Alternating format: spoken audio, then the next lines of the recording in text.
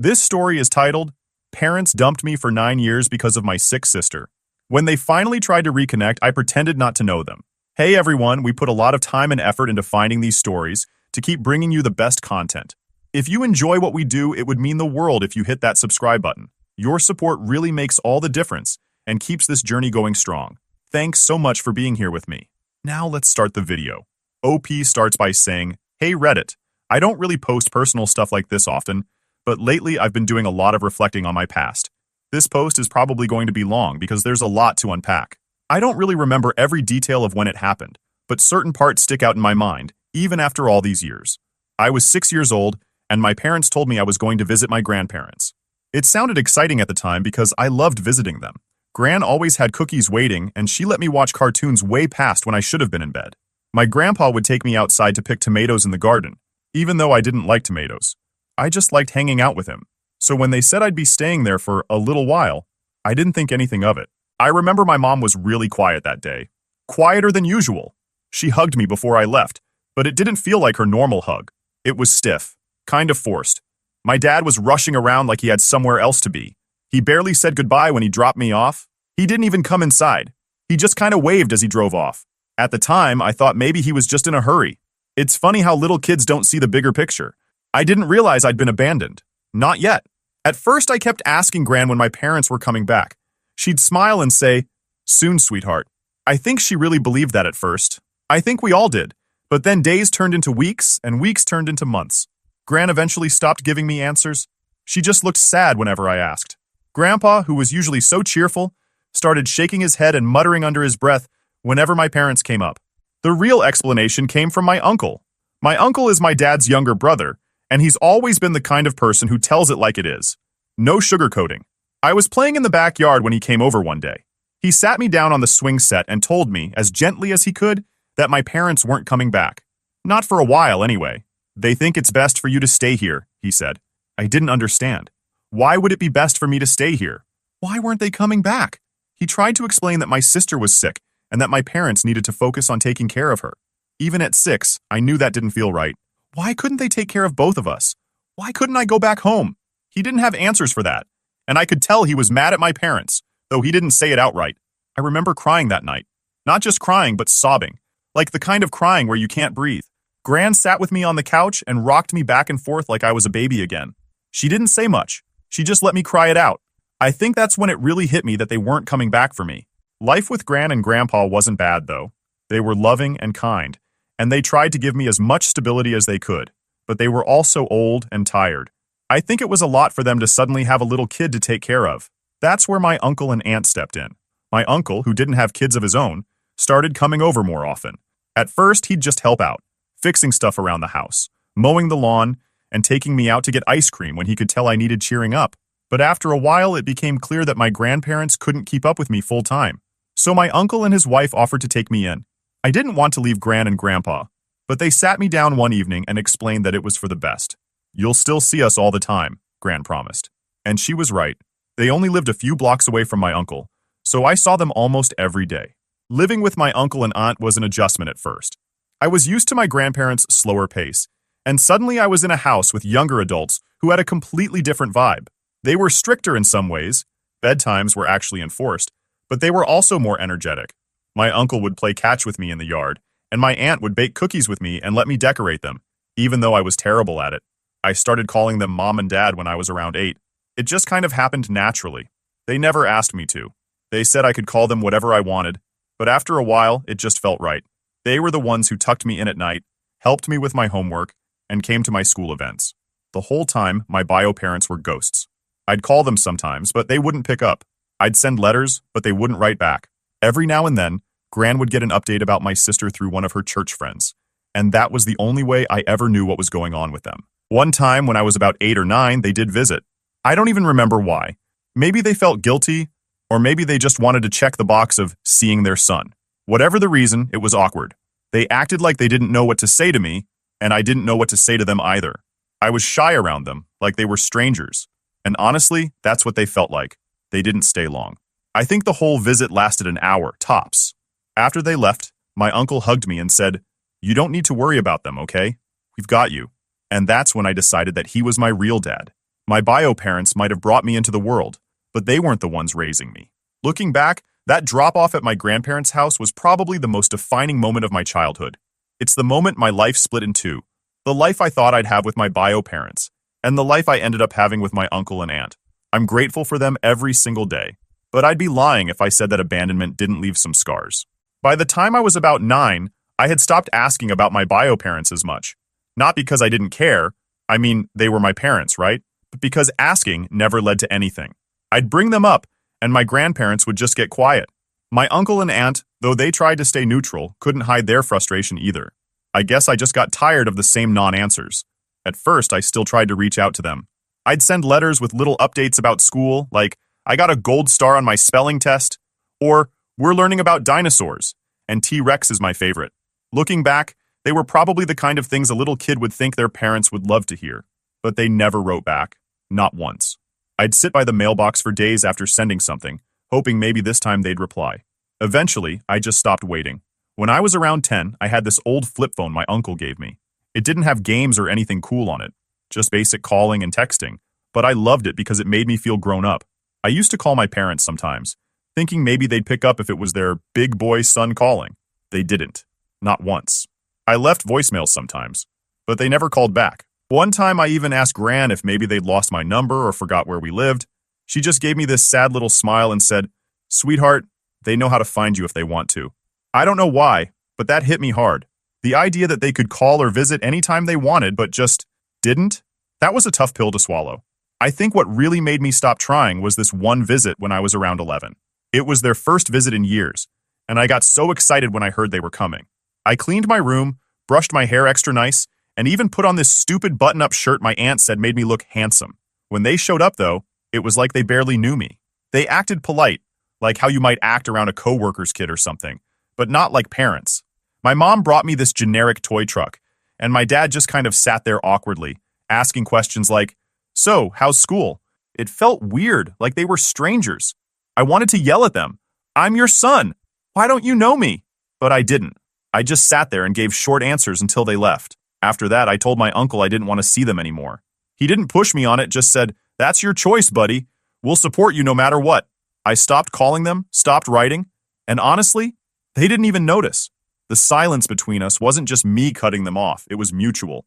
By the time I was 12, I decided I was done. No more reaching out, no more waiting for them to show up. I was over it. If they wanted me in their life, they'd have to prove it. Spoiler alert, they didn't. What made it easier to let go was how much my aunt and uncle stepped up. They didn't just take care of me, they parented me. My uncle went to every parent-teacher conference, even the boring ones where the teacher just said, "He's doing fine."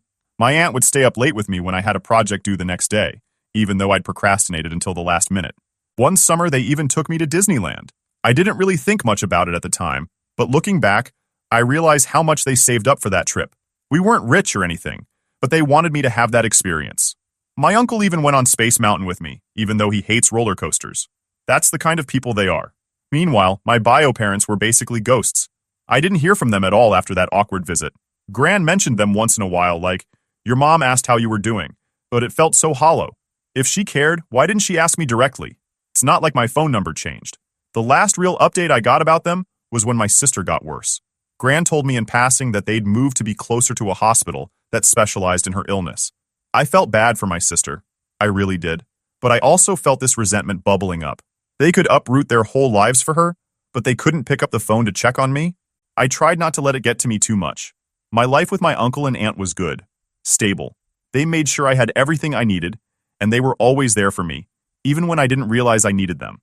I still saw my grandparents all the time, and they always made me feel loved. By the time I was a teenager, I think I'd come to terms with it. My bio parents weren't really my parents anymore. Not in the way that mattered. I started seeing my uncle and aunt as my real parents. They earned that title in every way that counts. What stuck with me, though, was this underlying sense of being disposable. Like, if my parents could just leave me like that, what did that say about me? Was I not worth fighting for? I didn't talk about those feelings much, but I think my uncle and aunt sensed it. One day, out of the blue, my uncle sat me down and said, "You know you're wanted, right? You're not just here because we had to take you in. We wanted you." I didn't cry in front of him because, teenage boys don't cry. But later that night, I did. I think that's when I stopped thinking of myself as the kid my parents left and started thinking of myself as the kid my uncle and aunt chose. It made all the difference. By the time I was 14, I had settled into my life with my uncle and aunt as my new normal. I wasn't the kid who got left behind anymore, at least not in my day-to-day life. My uncle and aunt never made me feel like a burden. If anything, they treated me like I was the best thing that ever happened to them. One day, I overheard my aunt talking to my gran about how they'd never been able to have kids. She sounded so sad, saying, "We tried everything, but it just wasn't meant to be." I had no idea before that. They never talked about it around me, probably because they didn't want me to feel like some kind of replacement. But after I overheard that conversation, it started to make sense. The way they poured everything they had into raising me wasn't just because they were good people. It was because they really genuinely wanted to be parents. It hit me differently after that. I mean, I'd always loved them, but realizing how much they'd been through made me appreciate them even more. They weren't just filling in for my bio parents. They chose me. Around this time, we started talking about adoption. My uncle brought it up casually one night after dinner. "How would you feel if we made this official?" he asked. At first, I didn't know what to say. I mean, they already felt like my parents in every way that mattered. Would a piece of paper really change anything? But the more we talked about it, the more it started to feel like a big deal. It wasn't just about legality, it was about belonging. They explained that adopting me wasn't as simple as just signing some forms.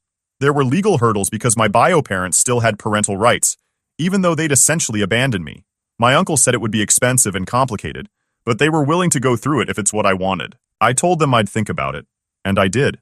A lot. I even talked to Gran about it, and she said something that stuck with me. "You already know where your heart belongs, sweetheart. This is just catching the rest of the world up." After a few months, I told my uncle and aunt I wanted to move forward with the adoption. That decision kicked off a long, frustrating process. Lawyers, court dates, paperwork. It felt like it would never end. My bio parents didn't contest it, of course. Why would they? It wasn't like they were fighting to keep me. But the system still made it harder than it needed to be. Even with all the hoops we had to jump through, my uncle and aunt were determined to make it happen. I think they wanted it as much as I did, maybe even more. They wanted me to know, without a doubt, that I was theirs. The adoption finally became official when I turned 18. I remember sitting in the courtroom, hearing the judge declare that my uncle and aunt were now my legal parents. It felt surreal. I'd been waiting for that moment for so long, and when it finally happened, I didn't even know how to react.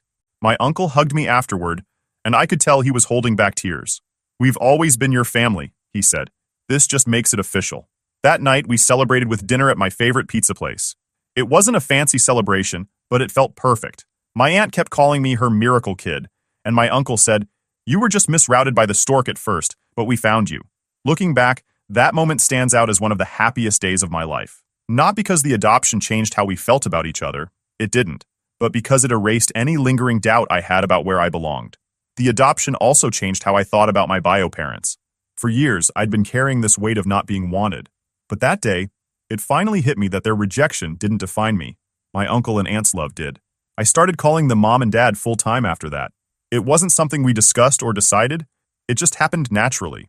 They didn't say anything about it the first time I did, but I saw the way my aunt's face lit up when I said, "Thanks, Mom," as she handed me a plate of food. The adoption also marked the beginning of me fully letting go of my bio parents. Before that, I think a small part of me was still holding out hope that they'd come back, that they'd apologize, that they'd somehow make up for all the years they'd been gone. But after the adoption, I realized I didn't need that anymore. I already had everything I needed. Around this time, I started college. My new parents, it still feels weird calling them that even now, were my biggest cheerleaders. They helped me fill out my FAFSA, drove me to campus tours, and even bought me a new laptop as a graduation gift. When I moved into my dorm, my aunt cried, and my uncle pretended not to. College was a fresh start in a lot of ways. For the first time, I was surrounded by people who didn't know anything about my past. I didn't have to explain why I didn't talk to my bio parents, or why I called my uncle and aunt mom and dad. I could just be me. Of course, I still went home for holidays and long weekends. Every time I walked through the door, my mom, my aunt, but now officially mom, would have cookies waiting, and my dad, my uncle, would ask me about every single detail of my classes. They made sure I knew that no matter where I went or what I did, I always had a place with them. In a weird way, I think being adopted at 18 meant more to me than if it had happened when I was younger. By then, I fully understood what it meant. It wasn't just about being taken in. It was about being chosen. My uncle and aunt didn't just take care of me out of obligation. They went out of their way to make me part of their family. That's something my bio parents never did. I was 20 when my sister passed away. It was late November, right after Thanksgiving. I hadn't seen or spoken to her in years, so hearing the news hit me in a way I wasn't expecting. I didn't cry, but it was like a weight settled in my chest that I couldn't shake. Gran was the one who told me. She called one evening and said, "Sweetheart, I need to tell you something. Your sister passed away last night." Her voice was steady, but I could tell she was holding back tears. Gran had always stayed in touch with my bio parents more than I did, mostly because of her church circle. She'd hear updates about my sister through mutual friends, and sometimes she'd pass them on to me, but I never asked for details. I didn't know how to feel. Part of me wanted to grieve for her because she was my sister, but the truth is, I barely knew her. She was 14 when I was sent away, and by the time I was old enough to really remember her, I'd already been out of the picture for years. The memories I did have were faint, like flashes of moments we shared as kids. Playing tag in the yard, her braiding my hair for fun, even though I hated it, and her yelling at me for breaking her favorite doll. Those were the memories I clung to when I thought about her. But the reality was, she grew up without me, and I grew up without her. Gran told me the funeral would be in 2 weeks. She wasn't pushy, but I could tell she thought I should go. "It might give you some closure," she said softly. I told her I'd think about it. The next week I wrestled with the decision. I didn't want to see my bio parents, but I also felt like not going would be wrong. My sister didn't deserve to be ignored just because I had problems with them. In the end, I decided to go, but I made it clear to my parents, through Gran, that I didn't want to talk to them. I showed up at the funeral late and slipped into the back row of the church. It was a small service, mostly family and a few of my sister's friends. My bio parents were in the front, and even from the back, I could see how broken they looked. My mom kept dabbing at her face with a tissue, and my dad just stared straight ahead like he was in a daze. I didn't feel anything when I looked at them. No anger, no sadness, nothing. They were just two people I used to know. The service itself was short and quiet. The pastor talked about my sister's life, her strength, and how much she meant to the people who loved her. I sat there, feeling out of place. I didn't belong in that room, surrounded by people who knew her so much better than I did. When the service ended, I slipped out before anyone could stop me. I didn't want to get cornered by my parents or have some awkward conversation with relatives I hadn't seen in years. I just walked to my car and drove away. And drove. I thought that would be the end of it, but of course it wasn't. A few days later, my bio parents called my uncle. I guess they wanted to talk to me, but I told him to tell them I wasn't available. I didn't care what they had to say. They'd ignored me for years, and now they suddenly wanted to reconnect? It felt too convenient. Gran wasn't thrilled with my decision. She thought I should at least hear them out, but she didn't push me. She's always respected my boundaries when it comes to them. In the days that followed, I felt this weird mix of emotions. I wasn't sad for my parents. I couldn't be, after everything. But I did feel a sense of loss for the relationship I could have had with my sister. She was the one person who might have understood what I went through, and now she was gone. My uncle and aunt were amazing during this time, as they always are. My mom, my aunt, but she's mom to me now, kept checking on me, asking how I was feeling. My dad, my uncle, didn't say much, but he gave me these reassuring pats on the back whenever he saw me. They knew I wasn't grieving in the traditional sense, but they also knew this wasn't easy for me. What surprised me most was how much I thought about my sister after the funeral. I found myself digging through old photo albums, looking for pictures of us as kids. There weren't many, just a handful of us playing in the backyard or sitting together on Christmas morning. But those few pictures felt precious, like proof that we'd once been a real family, even if it was only for a little while.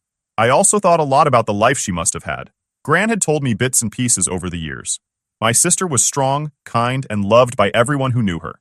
She fought her illness with everything she had, and I respected her for that. But I also couldn't help but wonder if she ever missed me. Did she think about the little brother who got sent away? Did she feel guilty, even though none of it was her fault? I'll never know, and that's the hardest part. In the weeks after the funeral, my bio parents tried to reach out again. They sent a card through Gran, saying they wanted to talk. I didn't respond. I wasn't ready, if I'd ever be ready. The funeral didn't bring me closure. At least not the way Gran had hoped. If anything, it just brought up more questions. But it also solidified something for me. My parents and I were strangers now. They might have given me life, but they weren't my family. My family was the people who stood by me, who raised me, who loved me without conditions. Christmas was always a big deal for my family. Not my bio parents, of course. I'm talking about my uncle, aunt, gran, and grandpa. Ever since I started living with my uncle and aunt, they made Christmas special for me. Decorating the tree, baking cookies, blasting Christmas music. It was like something out of a holiday movie. For years, that was my Christmas tradition, and I loved it. This past Christmas felt a little different, though. It was the first one after my sister's funeral, and while I hadn't been close to her, The absence of her presence in the background of my life felt strange. My bio parents had tried to reach out to me a few times since the funeral, but I'd ignored every attempt. I figured they'd get the hint eventually. That night, I went to midnight mass with Gran, which was something we always did together. My aunt and uncle didn't usually come. They weren't really church people, but Gran loved the tradition, and I liked spending that time with her. It was one of those quiet moments where everything feels peaceful, and for a while it felt like the weight of everything that had happened was lifted off my shoulders. That peace didn't last long. About halfway through the service, I felt someone sit down behind us. At first, I didn't think much of it, but then I caught a whiff of my mom's perfume. It's funny how smells can trigger memories. For a second, I was a little kid again, sitting on her lap while she read me a story. But that memory was quickly replaced by anger. What were they doing here? I didn't turn around. I didn't want to see them, and I definitely didn't want to talk to them. I focused on the service, but I could feel their presence behind me the entire time. It was like they were trying to bore holes into the back of my head with their stares. When the service ended, I stood up to leave with Gran, but before I could take 2 steps, my mom was in front of me. "Hi, sweetheart," she said softly, like we were picking up a conversation we'd had yesterday. I froze. For a second, I didn't know what to do. Then without thinking, I said, "Sorry, do I know you?" Her face fell. I could see the shock and hurt in her eyes, but I didn't care. I was done pretending everything was okay. My dad stepped forward and said, "We're your parents." I shook my head. "My parents are at home," I said. Then I turned to Gran. "Are you ready to go?" Gran didn't say anything, but she gave me a little nod, and we started walking toward the door. My bio parents followed us, calling after me. "You really don't recognize us?" my mom asked. I stopped and turned around. "Oh, are you my dad's brother? I think I remember you from when I was little," I said, pretending to be confused. That was the final straw. My dad's face turned red, and my mom looked like she was about to cry. I felt a twinge of guilt, but it wasn't enough to make me stop. They had years to make this right, and they hadn't. Gran didn't say much on the way home. She just held my hand and squeezed it every now and then. I think she was proud of me for standing my ground, but she also knew how heavy the moment was for me. When we got back to the house, my aunt and uncle were waiting up for us. I told them what happened, and my uncle just shook his head. "They don't get to play the victim now," he said. "Not after everything." I went to bed that night feeling a mix of emotions. Part of me felt triumphant, like I'd finally stood up for myself in a way I never had before. But another part of me felt hollow, like maybe I'd crossed a line. A few days later, a letter arrived. It was from my bio parents. My aunt handed it to me with a look that said, "You don't have to read this if you don't want to." But curiosity got the better of me, and I opened it. The letter was long and emotional. They talked about how hurt they were by my reaction, how they'd only ever tried to do what was best for me, and how they'd always be my parents no matter what. They asked for forgiveness, saying they wanted to start fresh now that my sister was gone. I didn't respond. I didn't know how to. My family was divided on what I should do. Gran thought I was justified in how I handled it. "They made their choice a long time ago," she said. "Now they have to live with it." Some other relatives, though, thought I was being too harsh. "They're grieving," one cousin said. "Maybe this is their way of trying to make amends." But to me, it felt like too little, too late. Where were they when I was 8 and scared and confused? Where were they at my school plays, my birthdays, my graduation? They had their chance, and they blew it. The thing is, I don't hate them. I don't think I ever could. But I also don't feel like I owe them anything. They made their choice, and I made mine. For now, I'm focusing on the family that's always been there for me. My aunt and uncle, who raised me when my parents wouldn't, and Gran, who never stopped loving me. They're the ones who matter. After Christmas, things went back to normal, or as normal as they could be. I returned to school, buried myself in studying, and tried to push the awkward encounter at midnight mass out of my head. But my bio parents weren't done. About a week into January, another letter arrived. This one wasn't just emotional, it was almost desperate. My aunt handed it to me like she was holding a bomb, her eyes full of concern. "You don't have to read this," she said gently. But I did. I felt like I had to, even if it was just to see what they had to say. The letter was long, several pages, handwritten in my mom's neat script. She apologized, over and over, for what they'd done. She explained that they'd been overwhelmed when my sister got sick and had made decisions they thought were best for everyone, even if those decisions hurt me. She said they'd never meant to abandon me, but they didn't know how to juggle everything at the time. It sounded like excuses to me. They didn't know how to juggle everything? Plenty of families deal with tough situations without throwing one of their kids away like an old toy. The letter went on to talk about my sister's final years, how hard she'd fought, how much she missed me, and how she'd always hoped we could reconnect someday. That part stung. I'd spent so much time being angry at my parents that I never really thought about how my absence might have affected her. But then the tone shifted. My mom started talking about how, now that my sister was gone, they wanted to rebuild our family. She wrote that they loved me and missed me and hoped I'd give them a chance to make things right. The last line hit me the hardest. No matter what you say or do, you'll always be our son. I put the letter down and stared at it for a long time. Part of me felt like they were trying to manipulate me, using my sister's memory to guilt me into forgiving them. But another part of me wondered if they really meant it. I didn't know what to do. I showed the letter to my uncle and aunt, who read it together in silence. When they finished, my uncle said, "It's your call, kiddo. But whatever you decide, we're here for you." Gran had a different take. "They made their bed, and now they want to unmake it because it's uncomfortable," she said.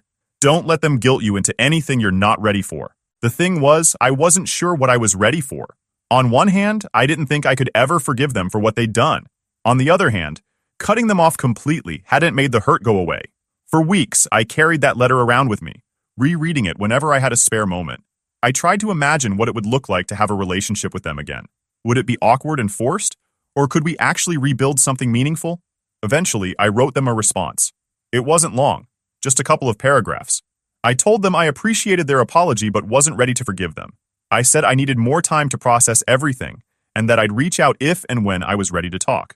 I didn't tell them I loved them. I didn't call them mom or dad. I just signed it with my name.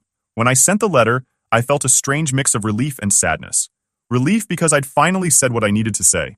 Sadness because I knew it wasn't the happy ending they were hoping for. A few weeks later, my mom wrote back. Her letter was shorter this time, but the tone was different. It felt less desperate, more understanding.